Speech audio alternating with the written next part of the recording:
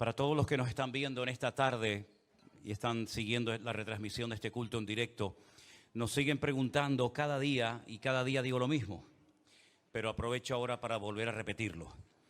Los eventos que se van a llevar a cabo, Dios mediante, el año que viene, están publicados en nuestra página web. Yo no sé cuántos de ustedes saben que la iglesia tiene una página web. Hace muchos años.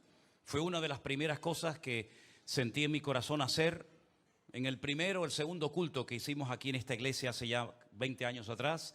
Una de las primeras cosas que sentí en mi corazón que la iglesia tenía que tener era una página web. Nos costó un dineral en aquellos tiempos hacer una página web, pero gracias al Señor, ahí está, mividanueva.org. Y es una página que, bueno, que tiene todas las reuniones, los cultos, las direcciones y por supuesto también los eventos. Donde pone Eventos Vida Nueva, usted entra y ahí están los teléfonos, los correos electrónicos, los lugares, los días, todo para que la gente que no se ha anotado a esos eventos, a esos congresos, lo pueda hacer lo antes posible. ¿Por qué decimos que se anoten? No porque estemos cobrando entrada, ni muchísimo menos, sino porque los lugares que hemos alquilado o nos han prestado en alguna ocasión son un aforo limitado, si no pueden entrar todas las personas que quieran. De hecho, hemos tenido lugares más gente fuera que dentro, porque no cabían. Entonces, si usted quiere estar en el culto del principio a fin y no perderse la actividad, pues tiene que anotarse y decir, vamos a ir tal día, tantas personas, nos vamos a quedar a la cena o después del culto nos vamos. En fin, toda la información está ahí. Yo espero que le echen un vistazo y que les sea de utilidad, porque para eso se ha publicado, ¿de acuerdo? Por otra parte, decirles que hay personas que siguen fielmente todos los días, de lunes a viernes, los devocionales que hacemos. Todos los años, o en los últimos años, hemos publicado un libro que es de trabajo. No es el típico devocional que tú lo abres, lo lees y ya está todo hecho. Nosotros no trabajamos de esa manera. Yo doy un devocional en directo todos los días, ya digo, de lunes a viernes, 9 de la mañana aquí en Canarias. Claro, decir los horarios en otros países pues sería imposible, pero bueno, para eso también sirve el Internet. Y hay un manual, un libro de devocionales donde está la misma lectura que yo leo todos los días. Y luego hay una serie de cosas que uno tiene que trabajar, uno tiene que reflexionar, uno tiene que meditar en torno a lo que ha leído, para que de esa manera el devocional sea algo interactivo. O sea, yo doy una parte, pero luego el que lo ha escuchado tiene que trabajar y reflexionar y meditar a lo largo del día en lo que ha estado escuchando, en lo que ha estado viendo. Entonces la gente nos dice, ¿ustedes venden en la iglesia esos devocionales? Los hemos pedido, pero aún no han llegado. Saben que en las Islas Canarias es como si viviéramos en, no sé, en el extremo de la tierra, porque en la península, por ejemplo, a veces uno pide algo por Amazon y te llega prácticamente el mismo día o al día siguiente. Pero aquí en Canarias, como vienen barcos de vela y estamos tan lejos, pues a veces el barco se pierde, llega por Cabo Verde, se va por el Caribe y el piloto pues a veces no encuentra el puerto, ¿no? Entonces hemos pedido algunos devocionales para que ustedes lo puedan tener, pero aún no han llegado. De todas maneras, si están interesados y quieren pedirlo ya, pues en Amazon se pide el devocional y ellos se encargan de decirle cuánto vale, le van a pedir sus datos, su dirección, para que usted lo tenga en su casa, pues si puede ser antes de que comience el año que viene, sería lo ideal. Les confieso algo, yo todavía no lo tengo. Yo todavía no tengo el devocional del año que viene, espero que llegue antes de que empiece el año, si no tendré que improvisar cualquier cosa, ¿no? Pero bueno, yo confío de que pueda llegar antes de que finalice el año. Vamos a orar en esta tarde y pedirle al Señor que esta palabra en la cual vamos a estar reflexionando pues sea de bendición para nuestras vidas y que nos sirva no solamente para decir fui al culto, escuché una predicación, un mensaje más, sino que a ti te sirva en tu desarrollo, en tu crecimiento espiritual, en tu relación con el Señor. Que no vayas acumulando y acumulando información y bueno, ahí se queda, sino que sea algo que te ayude a decir, bueno, esto me va a ayudar a mí esta semana a la hora de tomar decisiones o a la hora de, en fin, de hacer o decir cualquier cosa que sienta mi corazón hacer. Vamos a orar, por favor. Padre Celestial, te damos gracias en esta tarde, buen Dios, por el privilegio una vez más que nos das de reunirnos, de estar en este lugar en torno a tu palabra. Te pedimos, Señor, que tú nos ayudes a estar atentos, a poder captar el mensaje que tú tienes para cada uno de nosotros en el día de hoy. Bendice nuestras vidas, a todos los hermanos que están en sus hogares, en las diferentes congregaciones, viendo este culto. Señor, que la palabra les llegue sin ningún problema y que también allí donde están puedan gozarse y puedan abrir su corazón de par en par a lo que tú tienes preparado para nosotros en el día de hoy. Nos ponemos en tus manos y pedimos tu bendición en el nombre de Jesús. Amén y amén. Hermanos queridos, quiero llevarles nuevamente al Salmo 16, salmo que se ha leído esta tarde aquí. Es un salmo de David, escrito por el rey David. Y los salmos hay que leer lo que pone antes. No me refiero al título, porque el título es algo inventado, pero a veces en el primer versículo, en la parte de arriba del versículo, nos da una información. Por ejemplo, en este salmo dice Michtán de David. En otras veces pone Masquil, otras veces pone Mishmor. En este caso pone Michtán de David. Es decir, es un salmo que escribió David, pero se escribió para ser cantado con un instrumento musical que se llamaba así, Michtán, que no sabemos realmente cómo era, pero que iba a ser el instrumento que David iba a utilizar para cantar a Dios, para alabar al Señor con la hermosa letra de este Salmo 16. A lo largo de este salmo vemos varias cosas importantes. Primero, la confianza absoluta, sin género de dudas, que David tenía en su Dios. David nunca dudó de la existencia de Dios. Tal vez dudó de otras cosas. Por ejemplo, un día dice la Biblia que sintió en su corazón irse a vivir con los filisteos porque constantemente Saúl lo perseguía con la intención de matarlo. Y entonces David dice, algún día este hombre me va a matar, prefiero irme a vivir con los enemigos y por lo menos a ver si me perdonan la vida. Tal vez dudó de que algún día llegara a ser un rey importante en Israel, pero nunca, ya digo, dudó de la existencia de Dios. Siempre mantuvo su confianza intacta en el Señor. Yo no sé si han notado, pero prácticamente todo lo que nos rodea, los medios de comunicación, las tertulias, el periódico, la información que recibimos, la publicidad, es como un ataque a nuestra fe en Dios. Es como si intentaran quitar a Dios de la sociedad, quitar a Dios de la vida de los niños, de los jóvenes. No se menciona nada, para nada a Dios, ni su palabra, ni la obra de Cristo, en absoluto. Es como si no existiera este tema, ¿verdad? Y no es que no sepan que existe. De hecho, hay un periodista que yo de vez en cuando lo sigo y escucho lo que él dice, y tuve la oportunidad de conocerlo viajando desde Guatemala hacia España. Pues tuve la oportunidad de acercarme a él y de saludarlo. Y es un hombre que se define como ateo, pero constantemente, cada vez que aparece en una tertulia de televisión, siempre está haciendo referencia a algún texto bíblico, alguna parábola, alguna historia de la Biblia. Luego se ve que la ha leído, aunque solamente sea para tener algo de cultura general, pero por lo menos ha leído la Biblia. Pero a nivel general, hablar hoy en día de que tú crees en Dios, de que confías en Dios, que has puesto tu vida en sus manos, la gente como que no lo entiende. Es como si fuera un astronauta, como si fuera un extraterrestre que ha venido de otro planeta y te miran así como sorprendidos de arriba abajo, como diciendo, pero tú todavía crees en esas tonterías, tú todavía crees en esas cosas. Parece que el hombre moderno, el hombre del siglo XXI, tiene que tener totalmente su corazón endurecido, cerrado, como una piedra, y todo lo que huela a Dios, a Biblia, a obra de Cristo, etcétera, queda totalmente desplazada de nuestra vida. Pero sin embargo, en David nunca vemos eso. En David vemos un hombre con una confianza absoluta en el Señor. David aprendió a gozarse en ese Dios, porque esa es otra cosa. Una cosa es que tú creas en Dios y otra cosa es que tú aprendas a gozarte en Dios en todas las circunstancias de la vida en las cuales te encuentres. Lógicamente, la vida es muy cambiante. Tal vez hoy estás sano, mañana puedes estar enfermo, hoy estás animado, pasado estás desanimado, hoy te puedes sentir enfermo, mañana te puedes sentir con una salud de hierro. En fin, la vida te va a ir llevando por diferentes etapas, pero en todas y en cada una de esas etapas Tenemos que aprender a vivir en Dios según el momento, ¿verdad? No vivir del recuerdo, no vivir quejándonos, no vivir lamentándonos, sino diciendo, bueno, ¿ahora qué me toca? Pues mira, ahora me toca la muerte de mi padre.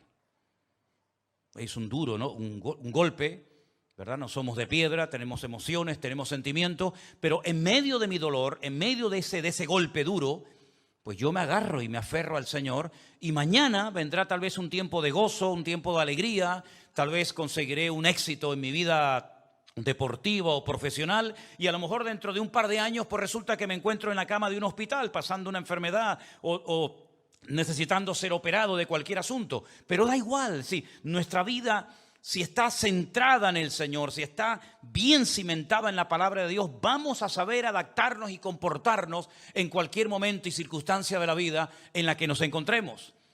Fíjense, por ejemplo, que cuando un hijo de David, no estamos hablando de un extraño, estamos hablando de un hijo de él, Absalón, lo quiso matar y quiso ocupar el trono de su padre y tuvo que salir corriendo porque, créanme que su hijo Absalón lo quería matar. Él compone un salmo y se alegra en el Señor y se goza en el Señor porque él sabe que Dios tiene todo bajo control, a pesar de que tiene que salir huyendo de su casa. Dice que subió descalzo el monte de los olivos llorando, y algunos aprovecharon para maldecirle, ¿verdad? Y para decirle todo tipo de barbaridades, aprovechando el momento de bajón, del dolor de David. Pero él se pone a cantar y se pone a alabar al Señor en medio de semejante varapalo que estaba pasando en ese momento. En otras palabras, David, cuando confía en el Señor, sabe que Dios no solamente es algo que nos ponemos como una chaqueta, como un uniforme cuando vamos al templo, cuando iba a una sinagoga a alabar a Dios, o cuando cogía el arpa para cantar al Señor y luego se quitaba a Dios de encima y búscate la vida como tú puedas, ¿no? No, David fue un hombre que supo meter a Dios en todos los aspectos de su vida. Le enseñó a la gente a estar cerca de Dios, se llevó a Dios a la guerra, se gozó en Dios en tiempo de paz, en tiempo de guerra, llevó a Dios a su familia poniéndole nombres bíblicos con una connotación y un significado bíblico extraordinario a muchos de sus hijos. Fíjate, Absalón, ¿no? Mi padre es paz, Elisama, mi Dios oye, Elifelet, mi Dios liberta, y tantos nombres que le ponía a sus hijos porque él trasladó su experiencia con Dios, su relación con el Señor al seno familiar. Eso es algo que yo no entiendo. Yo no entiendo cómo hay personas que en el culto parecen que son verdaderamente cristianos, seguidores de Cristo, amantes del Señor, y luego llegan a su casa y su familia es un desastre. Hay un divorcio, se ha producido un divorcio entre lo que es el culto, la iglesia, y lo que es la vida privada, la vida familiar, y eso no puede ser así, porque donde pasas más tiempo es en familia, no en la iglesia. Hay algunos de ustedes que solamente vienen una vez a la semana. Bueno, porque no pueden, porque no quieren o por lo que sea, pero donde pasamos más tiempo es o en el trabajo o en la familia. Y si no sabemos trasladar nuestra fe, nuestra confianza, nuestros principios y valores al trabajo y a la familia, pues no sé, algo nos está pasando. Porque es ahí donde nos observan, es ahí donde tú haces tu papel como hombre o como mujer, porque en la iglesia, pues la mayoría de ustedes durante el culto, digamos, están calladitos, están escuchando, pero luego te toca a ti durante toda la semana dar testimonio, orar, cantar al Señor, atender a tu esposa, a tu marido, a tus hijos, atender a tus empleados, etcétera, etcétera. Y es aquí en la iglesia donde te empapas, donde te llenas de la palabra, para luego tener durante toda la semana una palabra para poder transmitirla y no vivir única y exclusivamente como alguien que viene de excursión a la iglesia un domingo a la tarde y luego mi vida particular y privada es un auténtico desastre, pero aquí en la iglesia alabo, canto, levanto las manos. Eso no puede ser. Por otra parte, la confianza y la fe que el David tenía, y lo expresa en el Salmo 16, va más allá de la vida. En otras palabras, David sabía que incluso cuando dejemos de existir, cuando muramos, no se acaba todo, sino que él sabe perfectamente que el creyente tiene esperanza de vida eterna. Será resucitado y morará por la eternidad en la presencia del Señor, si así preparó su corazón. Y fíjate que David, una de las cosas que a mí me llama mucho la atención de él, es que cuando se pone a componer, porque la mayoría de los salmos son o canciones de alabanza y de adoración al Señor, o canciones en una línea profética, ¿verdad? Él muchas veces dice cosas que le iban a pasar a Cristo cuando viniera en su primera venida. Y él no lo conoció personalmente, nunca estuvo con él como estuvieron los discípulos, ¿verdad? Pero, por ejemplo, si ustedes se dan cuenta, en el versículo 10 del Salmo 16, él escribe unas palabras que todos las conocemos. Ahí las tenéis, si quieren leerlas conmigo. Porque no dejarás mi alma en el Seol, ni permitirás que tu santo vea corrupción. ¿Quién dijo esas palabras? Esas palabras las dijo Cristo en la cruz, cuando estaba a punto de morir. Las dijo, por supuesto, citando el texto bíblico. Yo le voy a poner la fonética del texto, creo que le dije arriba que lo anotaran, para que ustedes, si quieren, se aprendan ese versículo, como el mismo Señor Jesucristo lo pronunció en la cruz cuando estaba a punto de morir. Ahí lo tienen. ¿Son capaces de leerlo? Está en fonética, no le puse la letra en hebreo para que la pueda leer cualquiera. Ki lo ta'azov nafshi li sheol lo titen hasideja lirot shachat. Otra vez. Ki lo ta'azov nafshi li sheol lo titen hasideja lirot shachat. No permitirás que tu santo vea corrupción, ni dejarás mi alma en el Seol, que era el lugar de los muertos. En el Antiguo Testamento se habla de Seol, en el Nuevo Testamento, que fue escrito en griego, se habla de Hades, pero es el mismo lugar. El Señor Jesucristo en la cruz demostró tener tanta confianza en su Padre, que dice que le entregó su espíritu y dijo esas palabras en la cruz antes de morir, sabiendo que él no experimentaría la corrupción de su cuerpo, que es lo normal cuando una persona es enterrada y muere, ¿verdad? ¿Se acuerdan ustedes cuando el Señor Jesucristo fue a la casa de Marta y de Lázaro y le dijo el Señor, vamos al cementerio? Y le dijeron, Señor, no quites la piedra porque ya tiene que estar oliendo mal, porque ya lleva 4 días sepultados. Jesús tuvo 3, no llegó al cuarto, pero se podía haber descompuesto su cuerpo, o por lo menos empezar el proceso de descomposición. Jesús sabía que a él no le iba a ocurrir eso. Jesús sabía que él iba a resucitar, y ese versículo lo escribió el rey David miles de años antes del nacimiento y de la crucifixión de Cristo en la cruz, en Jerusalén, inspirado evidentemente por el Espíritu Santo, porque él sabía perfectamente que no se estaba refiriendo a él, porque David lógicamente murió y su cuerpo se descompuso, como el de Abraham y como tantos otros, pero él está hablando de un personaje que seguramente él no sabía exactamente qué es lo que estaba diciendo con esta canción, pero son palabras que miles de años después el Señor Jesucristo las utilizó para hablar de su resurrección. Ahora bien, en este salmo hay algo que a mí personalmente me ha impactado mucho y les voy a decir por qué. Todos los días, créanme, todos los días recibimos infinidad de correos, cantidad de mensajes de todas partes del mundo. Y por lo menos los que yo recibo, no hablo de los que recibe Priscila porque ella como está con todo esto de los viajes a Israel y otras cosas, pero por lo menos los que yo recibo van generalmente en esta línea. O son peticiones de oración o son peticiones de personas que quieren consejería. Te escriben, por ejemplo, y te dicen, quiero que ore por mi padre, por mi madre, por mi primo, por mi sobrino, por mi tío, amén. Pero así, todos los días recibo cantidad de peticiones de gente que no sé ni quiénes son, de oración, ¿verdad? Pero cientos de personas que están todos los días pidiendo por su familia, por sus primos, por su economía, por su salud o por lo que sea. Muy bien. Pero hay una gran cantidad de gente que tienen pastores, que son miembros de iglesia, que me piden a mí consejo, me piden a mí mi opinión.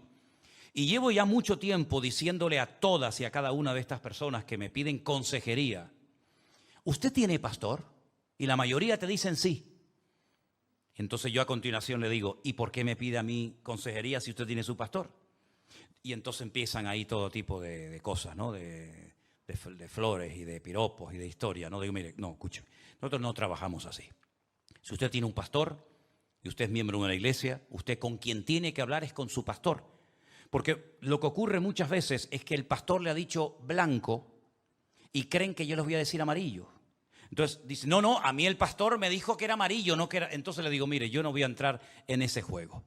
Pero lo que me ha llamado la atención es que dentro de toda la confianza y la fe que tiene David en su Dios, él dice en el versículo 7, voy a bendecir a mi Señor, voy a bendecir a mi Dios, porque Él es el que me aconseja.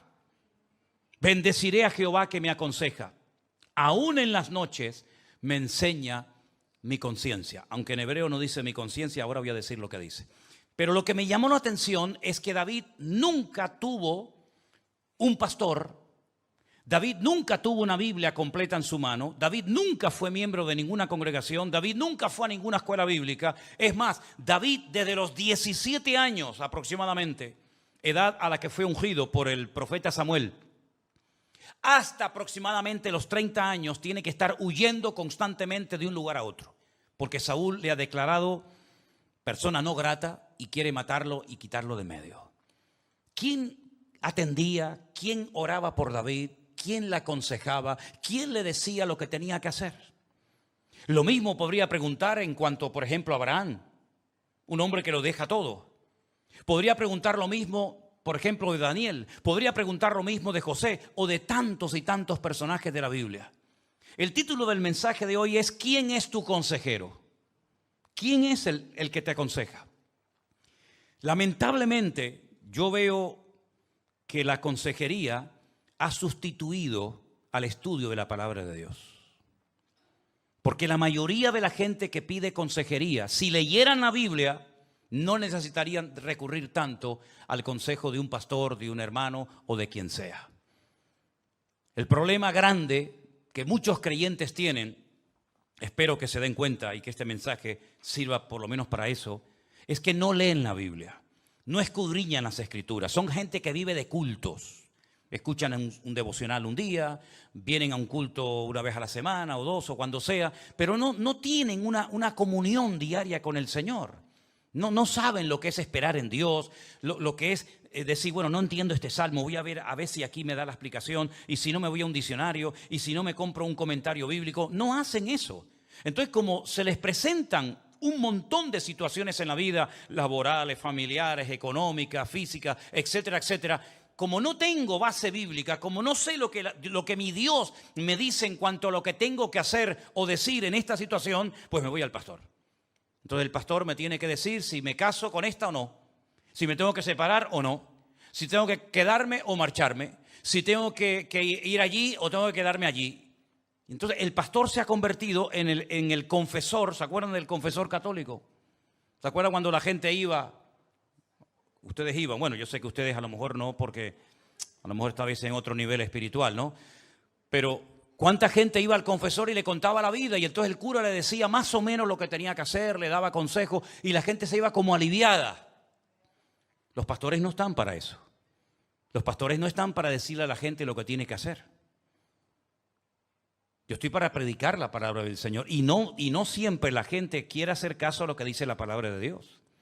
Por eso hay gente que le preguntan a 5 o 6 pastores y se quedan con la opinión que más les gusta. Porque lamentablemente a veces sobre un tema importante no todos los pastores te van a decir lo mismo, ¿verdad? Pero lo que quiero decir con esto es que David aprendió a consultarle a Dios sus necesidades, sus problemas, sus preocupaciones, sus temores. Y entonces dice la Biblia que Dios le daba consejo. Porque hay un versículo que todos lo conocemos, yo creo que de memoria, lo vamos a poner ahí, es Isaías capítulo 9, que no sé por qué generalmente son versículos que se suelen leer en la época de Navidad, en la época del mes de diciembre, ¿no? Pero es un pasaje tremendamente interesante que deberíamos de tenerlo presente todos los días de nuestra vida. Isaías capítulo 9, versículo del 6 al 7.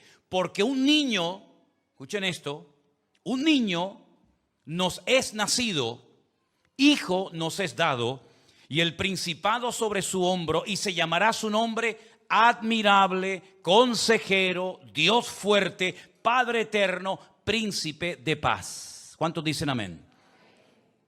No me lo quites, déjalo ahí. Ahí se habla de un niño. ¿De qué niño se está hablando?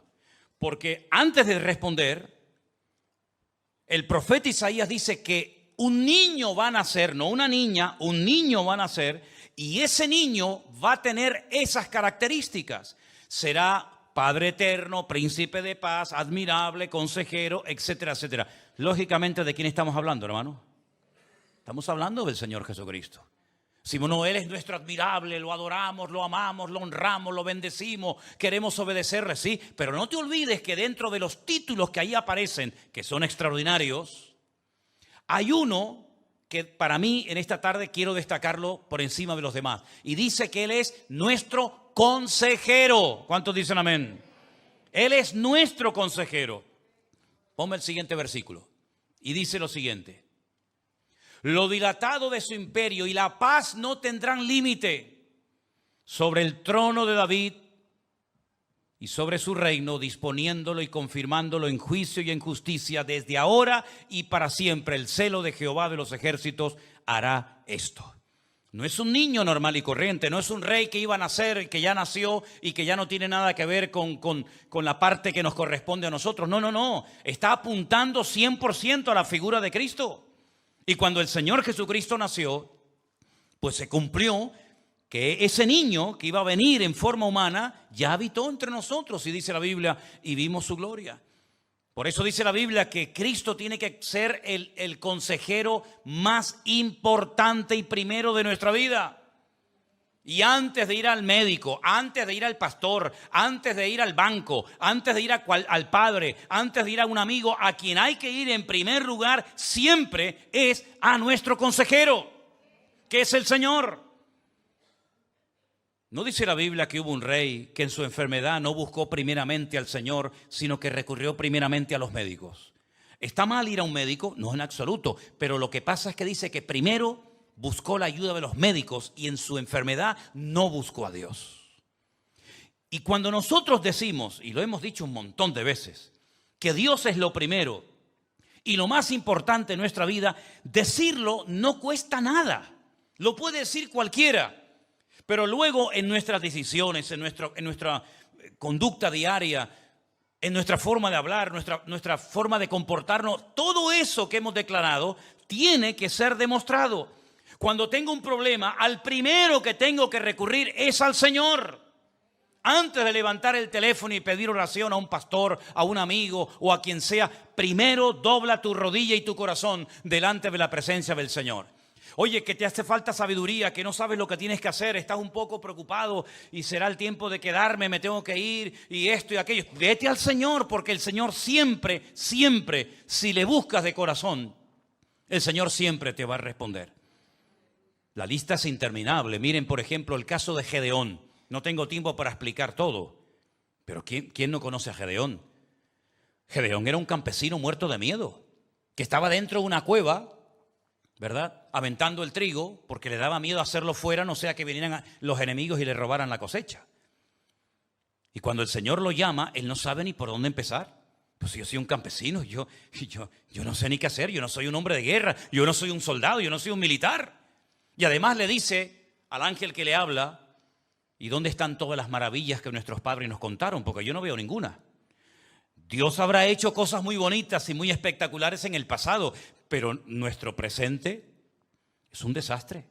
No vivimos en paz, nos roban las cosechas, estamos siendo pisoteados constantemente y humillados por el enemigo, hasta llegar a quejarse contra Dios. Y cuando Dios le dice que Él es el que va a traer libertad al pueblo, Él dice, ¿quién yo? Y no se considera ni digno ni capacitado. Y entonces es cuando él ora, busca al Señor y el Señor le da consejo y le muestra exactamente la estrategia que tiene que llevar a cabo para ganarle al enemigo. Incluso llega un momento en el que el Señor le dice, tienes demasiada gente contigo, ¿eh? Hombre, cuanto más mejor, ¿no? Dice, no. No, porque al final resulta que como sois muchos y tan poderosos, a ver al final si se va a llevar la gloria el ejército en vez del Dios de Israel. ¿Me explico por dónde voy? ¿Me entienden? Ayer le hacía esta pregunta a un hermano en Tel Aviv. que probablemente esté viendo el culto ahora, mi hermano Adolfo. Cuando termine todo esto, ¿quién se va a llevar la gloria, hermanos? Me refiero a lo que está pasando en Israel. ¿El ejército se la va a llevar? Oh. Se va a llevar la gloria el ejército, los reservistas, los 350.000 hombres que se enrolaron en el ejército para vencer al enemigo. ¿Esos son los que se van a llevar la gloria? ¿Quiénes se van a llevar la gloria? ¿Los homosexuales de Tel Aviv que están haciendo reuniones de oración entre ellos para clamar a Dios para que no los maten? ¿Esos son los que se van a llevar la gloria? ¿Quiénes se van a llevar la gloria? Los ultraortodoxos que no creen en Cristo y que cuando escuchan su nombre escupen contra el suelo, pero se van al muro de los lamentos a leer un montón de salmos, porque a través de la lectura de esos salmos puede venir la liberación al pueblo. ¿Quién se va a llevar la gloria después de todo esto? Yo creo que cualquiera menos Dios, lamentablemente. Sin embargo, el Señor le dijo a Gedeón, para evitar que la muchedumbre se lleve la gloria, dile a todos los que tengan miedo que se vayan a su casa. Oye, se fueron un montón, ¿eh? Se ve que mucha gente estaba allí por obligación, pero no porque realmente querían estar. Y le dice el Señor, aún tienes demasiada gente. Llévalos al río a que beban agua. Y fíjate cómo beben. El que se agacha, el que se lleva el agua a la boca, y Dios hace otra vez otra limpieza. Y al final lo manda a la guerra con 300 campesinos desarmados, con un shofar y con un candil. Y así dice la Biblia que le ganaron al enemigo. ¿De dónde sacó Gedeón esa estrategia? ¿Quién le mostró a Gedeón lo que tenía que hacer y lo que no tenía que hacer? ¿Con cuánta gente tenía que ir a la guerra y a cuántos tenía que despedir? ¿Quién le dijo todo eso? No tenía pastor, no tenía iglesia, no tenía Biblia. Se lo dijo el Señor, porque cuando buscamos al Señor y lo ponemos en primer lugar en nuestra vida, el Señor te va a decir lo que tienes que hacer y lo que no tienes que hacer. ¿Cuántos dicen amén? Yo no estoy diciendo, quiero dejar esto bien claro, entonces el pastor está enseñando que no tenemos que pedir consejo. No, yo no he dicho eso. Yo no he dicho eso. Yo lo que estoy diciendo, que al que primero tenemos que recurrir en la vida es a Dios. Y si tú eres una persona espiritual, tú sabrás si lo eres o no. Y si tú eres una persona amante de Dios y que te gusta indagar y escudriñar su palabra, sus sagradas escrituras, tú no te preocupes que cuando tú ores, el Señor te va a hablar y te va a guiar a la verdad. Porque dice la Biblia, me voy, pero no os dejaré huérfanos. Os mandaré al Consolador para que esté con vosotros para siempre. Él tomará de lo mío y os lo hará saber. Y Él os guiará a toda la verdad. ¿Cuántos dicen amén? David le dijo a Dios cuando llegó a su casa y se la habían destrozado y le habían secuestrado a los hijos y a la familia. ¿Voy a la guerra o no voy a la guerra? ¿Los persigo o no los persigo? Y David consultó al Señor, pidió consejo al Señor y el Señor le dijo, sí, vete a la guerra. Y ustedes pueden leer, por ejemplo, la vida de Salomón, su hijo. Un muchacho joven, de repente se encuentra siendo el rey más importante del país. Nada más y nada menos que ocupar el lugar de su padre David. Y el Señor se le aparece y él le pide consejo a Dios y le dice, Señor, yo creo que necesito esto y esto y esto. Y el Señor lo guía y le da un consejo extraordinario. Y así podríamos ir por muchos personajes de la Biblia. Fíjense, por ejemplo, María, cuando recibe la visita del arcángel Gabriel y le dice, vas a ser madre y vas a parir un hijo y será príncipe de paz, el texto que hemos mencionado, ¿verdad? Y reinará sobre la casa de Jacob para siempre y su reino no tendrá fin. Y María está escuchando aquello y dice, ¿y cómo?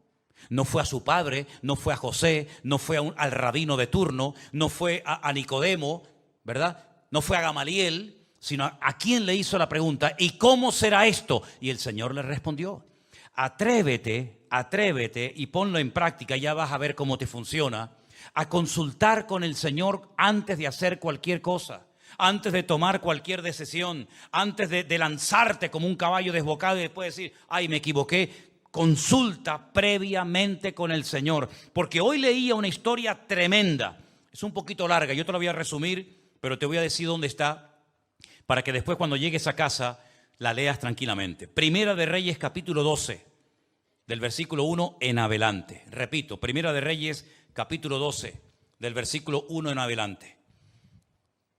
Llegan los habitantes del país y le dicen al rey que en aquel momento estaba gobernando, Roboán, tu padre nos amargó la vida con sus impuestos. Venga impuestos, y venga impuestos, y venga a pagar, y venga a pagar. Ya todo está hecho, ya está todo terminado. La casa del rey, los palacios, las cuadras de los animales, el templo de Jerusalén. Oye, bájanos un poco los impuestos. Ya está todo terminado. No hace falta que sigamos esforzándonos y pagando y pagando. Ten un poco de misericordia con nosotros. Llega el rey Roboam y va a los ancianos. ¿Se acuerdan la historia, no? Y le dice a los ancianos, me han venido unas personas del pueblo y me han pedido que le baje los impuestos. ¿Ustedes qué opinan? ¿Qué consejo me dais? Y los ancianos le dicen, pues sería bueno que lo hicieras y de esa manera sería un buen detalle por tu parte, el pueblo te respetaría, te apoyaría, estaría contigo y te meterías a la gente en el bolsillo y te amarían y te van a apoyar, por supuesto que sí. Parece que no le hizo gracia lo que le dijeron los ancianos y dice que se va a preguntarles a sus amigotes, ¿no? A los colegas. Y les dice, ¿y ustedes qué opinan de lo que me está pidiendo el pueblo? ¿Le bajamos los impuestos o qué hacemos? Y los jóvenes le dijeron, no los vamos a bajar, los vamos a subir más todavía. Y tú vas a ser más cruel y vas a ser más tirano aún que aquellos que pidieron aquellos elevadísimos impuestos. Y dice la Biblia que tomó el consejo, el mal consejo de los amigos, de los colegas, y el reino, el país, se le dividió en dos. ¿Qué te parece? Entonces, qué importante es primeramente acostumbrarte a ti mismo a pedirle consejo al Señor tu Dios. Te recuerdo que en Isaías capítulo 9, del versículo 6 en adelante, uno de los títulos que tiene nuestro Señor es precisamente el de consejero. ¿Cuántos en algún momento determinado de su vida han necesitado sabiduría, una palabra de aliento, de ánimo, de lo que sea, o algún consejo? Levante la mano. Todos, ¿verdad? Claro que sí. Muy bien. Pues lo que tenemos que hacer y acostumbrarnos lo antes posible, porque le vas a hacer mucho bien a tu alma, es acostumbrarte a recurrir al Señor en primer lugar. ¿Cuántas veces yo he dicho, y lo quiero repetir en esta tarde, y no sé por qué digo esto, porque no tenía pensado decirlo, pero lo voy a decir? Cuando estés desanimado o desanimada, cuando estés enfadado, no tomes decisiones. Todo te va a salir mal. Créeme, estás desanimado. No han salido las cosas como tú esperabas. Pensabas que todo iba a ser diferente. No tomes ninguna decisión ni hoy, ni mañana, ni pasado mañana, porque te puedes equivocar. ¿Tú no crees que Dios a veces permite ciertas y determinadas cosas para que aprendamos aspectos de la vida que no los vamos a aprender leyendo un libro ni viendo una película de televisión, sino pasando por esa circunstancia y por esa prueba que Dios ha permitido que pases? Y bueno, y si estás enfadado por lo que sea, porque crees que te han tratado injustamente, porque crees que no merecías el trato que te están dando, entonces tomas una decisión en enfado y dentro de una semana, 10 días, dices, me equivoqué, metí la pata. Encomienda al Señor tu camino. Confía en Él y Él hará. ¿Por qué encomendamos al Señor nuestra vida? ¿Por qué oramos al Señor? Y la otra parte del versículo como que la saltamos. Y Él hará. ¿Por qué no esperas a que Él haga? ¿Por qué quieres hacerlo tú? Recuerda el versículo, encomienda al Señor tu camino, número 1. Número 2, confía en Él. Número 3, y Él hará. ¿Cuándo me va a responder? ¿Cómo lo hará? No lo sé. No lo sabe nadie. Pero esa es la promesa del Señor. Si tú lo haces, si tú te adelantas antes de que Dios haya hablado claramente acerca de lo que tienes que hacer, te puedes volver a equivocar.